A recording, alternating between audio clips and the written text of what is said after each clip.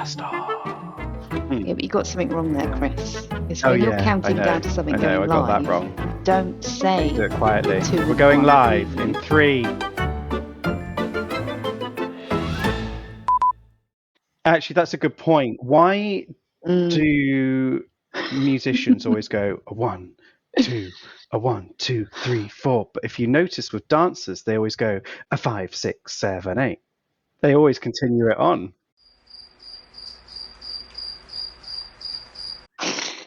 They're roughly. Oh, there's got to be some theory behind that, isn't there? Notice your beard's looking on point. Thank you. You might stuff your jumper to make it look like you've got Top tits. top tits. Wow, no one's ever asked me to do that before. No, we're the talent. We go first. Where are we going with this, Toni? I don't know. Yeah. Andrew Ridgeley and his brilliant cock. Oh, you've made me just salivate. Not often I make that happen. Great. We'll pause for 5 minutes and 10 star jumps. That's what I do to try and G myself up before I come on stage. That's a top tip from Tom Allen then. He stands in the Star wings jumps. and he jumps on the spot like 10 times before he goes on. This is not the full show. Did that work? Did that work? Do we need to do that again? Can you take that again?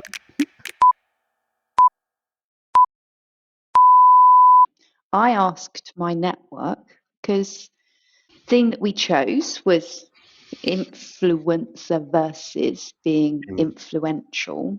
I think if I think about influencers, I think about Kardashians, who I ignore as much as I possibly can. And I feel very skeptical because I know when I'm being sold to. But I thought in the B2B world, what is that like? And so I asked my network on LinkedIn and said, can you tell me who you think of as a B2B influencer? And there was just tumbleweed. There was nothing. And then one person said, if I understood the question, I'd be able to answer. So none of them said Chris Britton? None of them said Chris Britton. None of them. Well, that's disappointing. Fair play to Lorraine, who did come back. Hi, Lorraine. Yeah, hi, Lorraine. So she said, if I understood the question, I might be able to answer you. And so I went, haha, funny, smiling face. So now I know no one replied. Is there anyone you follow in the business space that you reckon is a thought leader and would convince you to spend money? And she said, aha, I understand. And no, I am not easily influenced. I'm too suspicious of their motives. As well as not just listening to the one, but listening to the many, I polled some other people that I know what are in the marketing world. And I said to my friend that is a global CMO, I said, what do you think about B2B marketing? Do you think it's going to become more influencer-led or more influenced by influencer marketing? And she said, yes. And I think that it's already happening. Oh, interesting. Interesting. So the influencers walk among us. Yeah. So I guess people who are in their teens now, very early 20s, are already establishing, Toni. like us, yeah, Like us. like you, already establishing themselves as having a personal brand, or many of them are, and these people will become the buyers and business leaders of tomorrow. So they are already building a brand in the world. So they are used to being engaged with in a way that is maybe more open or personal. It's an interesting point you raise, because when you consider influencer marketing, your mind, well, mine especially, immediately goes to B2C. And it's always the term thought leadership that's dubbed for business to business. And but even then, you probably don't feel that you're making enough of an influence for someone to make a purchase, but you probably are contributing to a multi-pronged approach where you've got, for example, multiple touch points that someone would partake in before they actually convert into a lead in terms of business to business. So influencer marketing becomes one component of the many things that are the many touch points that you would interact with. That's where my thinking is. But I think the hardest thing about attributing influential marketing to business is because influencer marketing is driven by personal, emotional Yeah. marketing, what you're Yeah. passionate about. Mrs. Hinch, I think, is a good example, Mm. where loads of people follow her because they like their home to be clean. There's an emotional component to it. They like to have a clean and tidy home. They like to know the latest tips and tricks to keep their house Yeah. clean. The emotional or influencer driven marketing that works well for B2B, I would say personally, I think, is Mm. where it's going to develop, where they bring it back to the individual, and they're trying to Mm. sell to the individual. How can they help the individual elevate their career? How can they help the individual elevate their persona, their own personal brand within the company they work for? If someone's trying to influence for a specific product that's only going to benefit a business, that's a tough Mm. gig, and I wouldn't want to get involved in that. But if you can help an individual, that's when you come back from the emotional versus the rational marketing. So you're on that emotional side of marketing, 100%. And I and does it just then sort of come back to that people buy from people? I think part of it is that P2P marketing, as some people call it now. P2P or P2P H to H, human to human. human to human. Oh, Yeah. yes. Let's just stick with what we know, which is Yeah. B2B, Yeah. or business to consumer. Um, yeah, ideally, at the end of the day, people do buy from people, and I think that is completely true. A lot of You could have two great salespeople with two very different personalities, and one can succeed really, really well in a certain industry, and one may not because they're not cut out for corporate life, or they're not cut out for working for a Mm. small business, or they just don't necessarily get on with the people that they've got to pitch to, even though they might massively believe in the product that they've got. So I definitely agree with you there that it very much is a personal thing. And one of our commercial teams, John, we get a load of great feedback about him because they feel Mm. that he can appeal to people, and that people feel that he can resonate really, really well with them. So I think that Mm. the actual individual is a huge, important part of that, making sure that you are successful in your field effectively. How can you be influential? Because you mentioned that thought leadership piece. Because I was racking my brains and thinking, like Tony Robbins gives me the ick. I'm like, anything that involves 50,000 people in an arena, unlocking the giant within, that just makes me go, no. Same goes to Richard Branson, Elon Musk, Jeff Bezos. I don't want any part of that. But I think it is because they're not relatable to me when I Hmm. look at them. It's, they're successful in a particular way in a particular space, and that is not at all what I aspire to be. What do you aspire to be, Um, Tony? Let's unpack that. oh God, what do I aspire to be? Well, it's one of the questions I actually ask in an interview. If I'm interviewing Hmm. someone, and kudos if you're soon to be interviewed by me and you now hear that I'm about to ask this question. But one of Coca-Cola's mission statements over the years, Mm. because they change them every year, is to Mm. be more available globally than water. And I think that's quite an impressive mission statement, right? Terrifying as well, but yeah, Terrifying. Well, yeah. and I look at it and go, wow, that would be a hell of a thing to achieve. It's a great thing to aspire to. Almost, you could argue, unachievable. However, Mm. I then turn around and say, if you had a mission statement, what would your mission statement be and why? And it's Mm. very interesting because the first thing that people always say, and I immediately know if they've got the job then or not, if they come back with this, and they say, commercially or out of work? And I'll go, Mm. give me both. But what I wanted to hear Yeah. was in work, because I want to hear what their mission statement is. Where are they going with that? Because naturally, I feel, rightly or wrongly, your work mission will drive your personal mission. So if your kids are if you have a really good successful career, then your kids are cared for, and you've got the financial Mm. freedom, and you've got the stability and things like that. But very rarely are people, especially when I go down the influencer route and I ask people who is really influential to you, very rarely can people give me an answer. So what I have to do is try and unpick it in another way, and I will say something along the lines of, who's been your best previous leader that you've had and why? And Mm. then you get some very interesting answers coming out, because then you get an idea of how people like to be managed, and you get what they look for and what they find inspiring. But one of the things that comes up time and time again is the inspiration side of things, is how important inspiration is coming from a leader, massively. So how influential is someone to you to inspire you to then go off and do your best work, and that ultimately is what any good business leader is looking to do. So even if we take away influencer versus influential, going outside to the market, what does that look like inside a business, and how can you influence others and influence change and influence great work effectively? So there's an inside look, and then there's obviously the outside look as well. And do you think, with the type of customers you work with, to what extent do the business owners have an appetite to be seen as the face of? Oh, they hate it. Most of them hate it. Yeah, why? A really good example is KAYBE. I've got a really great business partner. Her name's Christiana. Yeah. Hi, And Christiana. hi, Christiana. Hi, Christiana. You'll be watching this, I'm sure.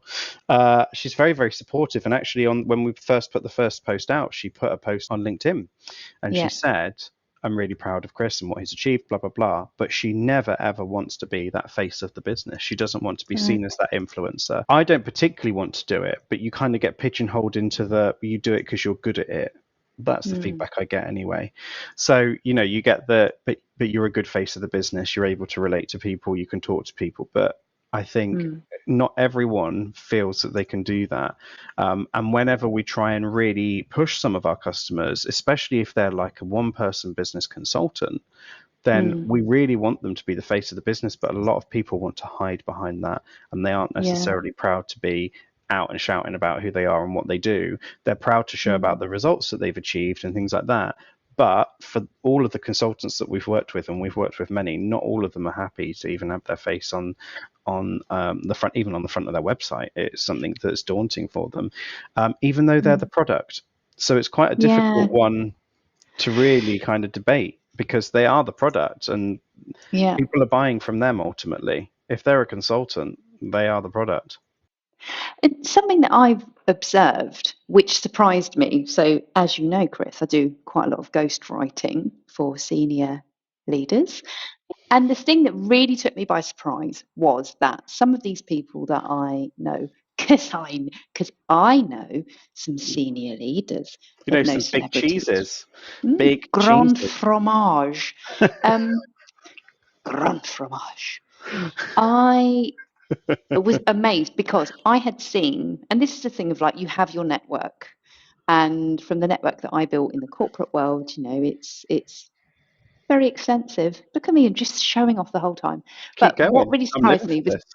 I had seen a number of these people get up on stage in front of hundreds of employees or lead a meeting with a massive client, close a deal that's worth millions, and they will chat and engage and really, really happy to do that. But if you ask them to put their thoughts in writing, the thoughts that people will come and attend a conference to hear, they go, "Oh no, no, I can't possibly do that." I'm like, "Okay, fine." So I'll interview them, write it up in the first person, and then gently convince them to post it. But they are really afraid of being judged, of Mhm. being called out as being wrong, Yeah. of being challenged because it's written and published, and I couldn't believe it. I was absolutely like blown away that these people that appear to be so confident still fear that judgment. I think there's always that moment. I mean, people could comment on this video and be like, "I think what he's chatting about is absolute," which people are allowed to do. Of course, they are. They can. Yeah, Everyone's entitled to their opinion, but I think it takes a thick skin to then be able to say, "Do you know what? People are entitled to their opinion, and they yeah. can have whatever opinion that they want, and it's not the end of the world." I do think that online in general has become a bit of a war zone, and there are a lot of keyboard warriors out there, which does put people on the back foot. I know some really great inspiring people, but as you say, they're inspiring offline and they're not inspiring online, and Mm. that can be quite a challenge. Yeah, and I know that obviously, and I think Twitter's probably the best example, it is the one with the most divisive opinion wins because that generates the most interaction on the platform. So And good so Marmite, bad Marmite, as covered in our previous podcast. yes, good Marmite, bad Marmite. Here's a question for you. Um, how can you be influential without feeling the pressure to put everything everywhere? What would you recommend? I'm going to apply this to myself here because I think there's a huge amount of pressure especially in a marketing agency to be seen. And well, if you can't market yourself, how am I going to expect you to market me or my Yeah. business? So there is a lot of pressure from that point of view. And people have asked me that before as a direct question. However, I would definitely say that when you're marketing yourself, that's effectively all you're doing and you're putting yourself out there. And it is a bit like a resume. You put your CV out there, you go and apply for a job, but you may not cut the mustard for every single job that you apply for, and therefore you're not necessarily going to be called forward for that job. So to bring that back to your question, then you've still got to go out there on the basis that you're going to fear you've going to have rejection. So you're going to have to kind of effectively appreciate that there is going to be a level of rejection. Not everyone's going to accept you, but you have to do that in life in other ways anyway. So it's about applying, for me, I would say, the same principle of that, of saying, I'm not going to appeal to everyone. People are going to make comments about whatever you put out there, but part of it is accepting that. But to reduce the pressure on that, it could be having a good support network. For me, rather than just doing a piece to camera, I've invited you onto this, Toni. So you've got that additional element of support. And you've got then experts around you, of people who are experts in their field. So as we said in the last episode, podcast extraordinaire, Toni Kemp. Prolific content creator. Prolific content creator. Prolific content creator.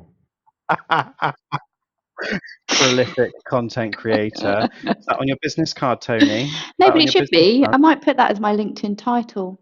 Yeah. So going back to your question, I think I've only seen the good things at the moment, but I'm sure there are people who have seen it and gone, well, that's not necessarily for me. That's fine. But I'm not appealing to everyone. And No. that's the important thing, isn't it? You can't appeal to everyone.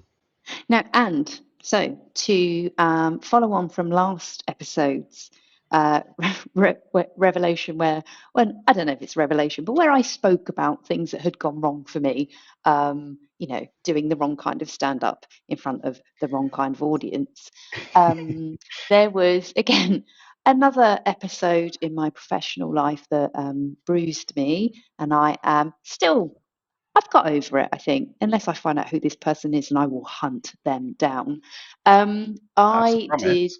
yeah, I did a session at the Excel Centre, and it was part of a huge tech marketing conference.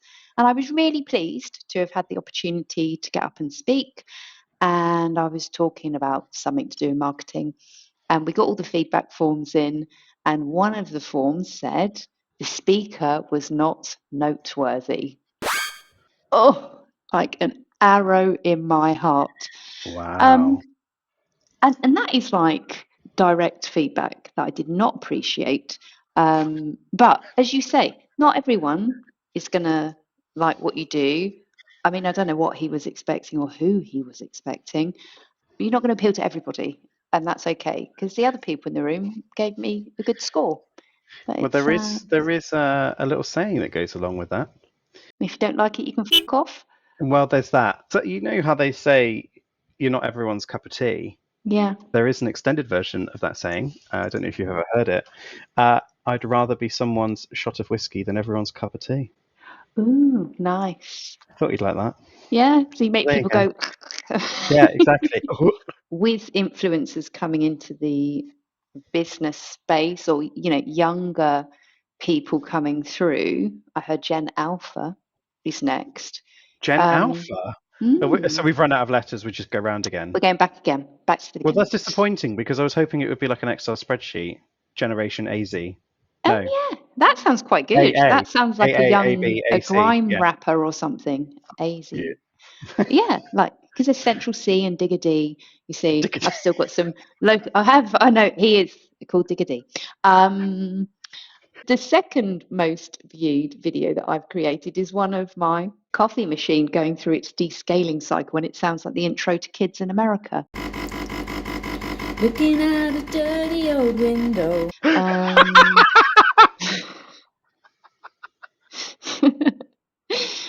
Oh, it's a DeLonghi. Is that a euphemism? No, it's not, but it could be, couldn't it?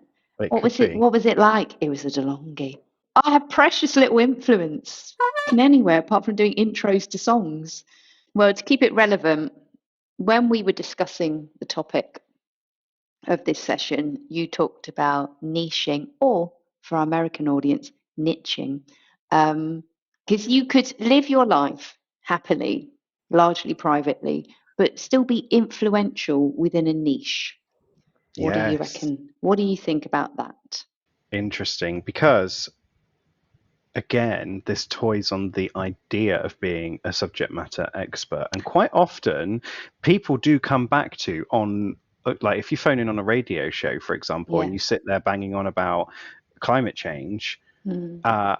you probably, a part of me anyway, when I listen to like LBC or something like that, will go, really? But what are their credentials and how do they know that? But when you've Yeah. got Greta Thunberg coming on, I go, okay, Mm. yeah, maybe you Yeah. understand a little bit more about what's going on, what the Yeah. risks are associated with it, etc.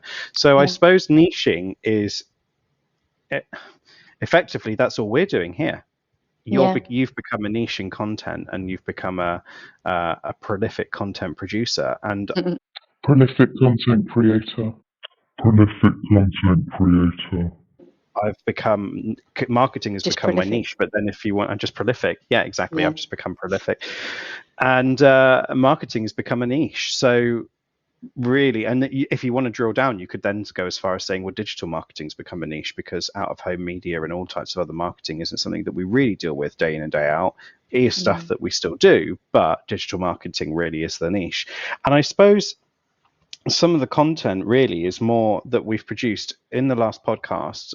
Even one of my friends messaged me and said, you've given me a few nuggets there to think about why my business might not be growing, or why my business isn't going in the right direction. And without realizing it, you're influencing people to consider other things beyond just the marketing. You're helping them think about their strategy. Like if you focus on one topic, it does make a difference. So I realised I had some specific experience in the social mobility space, and I made a concerted effort to just talk about that.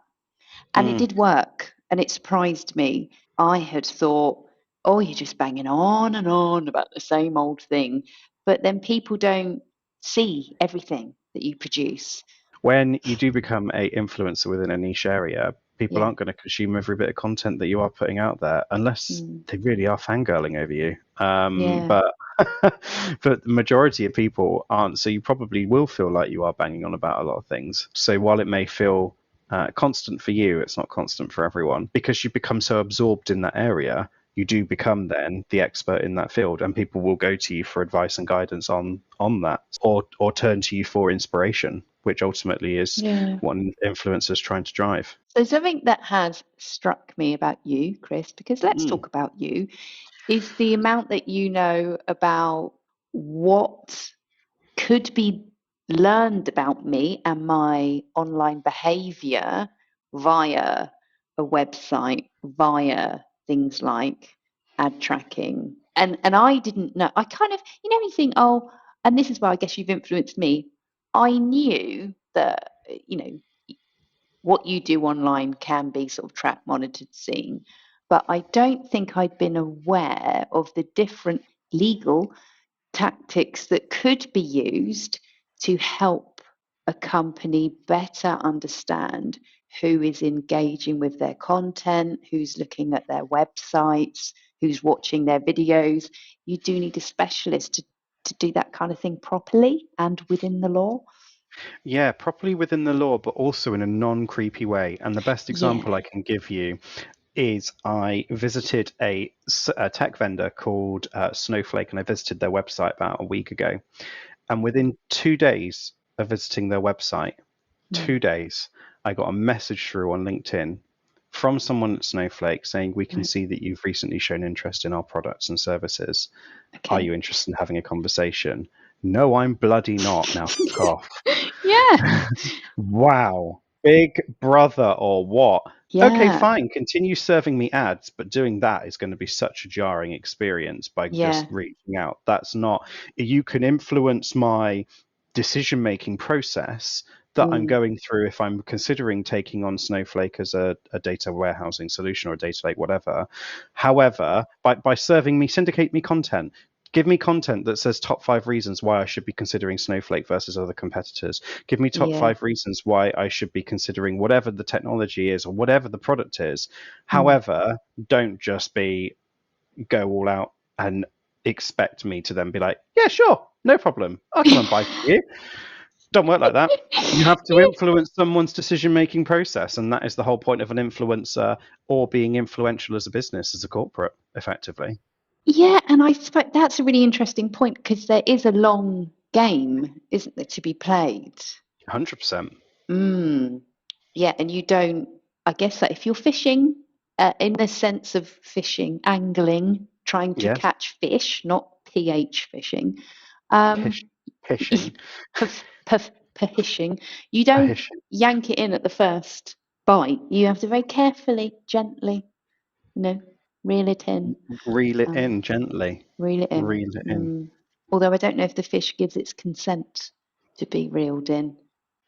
But you may have unknowingly given your consent as well. And you are a marketer's dream. Right. Because we can market to you without realizing you're giving consent. Because when you tick that little box, no one ever reads the terms and conditions that sit within it. It makes it legal, yes, but then there's the whole line of, and I probably won't get into this discussion on this podcast, but the whole line of legal versus ethical.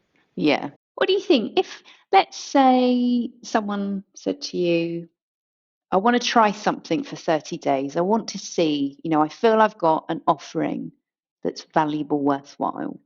What could I do to amplify my influence in a space? What do you reckon? What could they try? That is a really good question, actually, because what most people do, and the reason that they fail, when they've got a new product or a new service or something that they're trying to push or promote, and they take that out to market, the first thing they do is they go straight on LinkedIn, bang, bang, bang, bang, bang for 30 days, or for however long the period is. And all you're doing is hitting everyone within one channel with pretty much one message that's just been regurgitated and respat out in a different way. Yeah. Ultimately, what you want to do is go out via a whole medium of different channels. Your audience do not sit and congregate in the same place. They do not, and we discussed this briefly in the last podcast, but your audience do not all hang out on LinkedIn. Your audience do not all hang out on Twitter. The whole point is that everyone has their own mechanisms and their own routes that they take to be able to start researching something, even as basic as not everyone uses Google. People still use Yahoo. People still use Bing search because they can't be bothered to change their default browsers mainly. But people do still use that.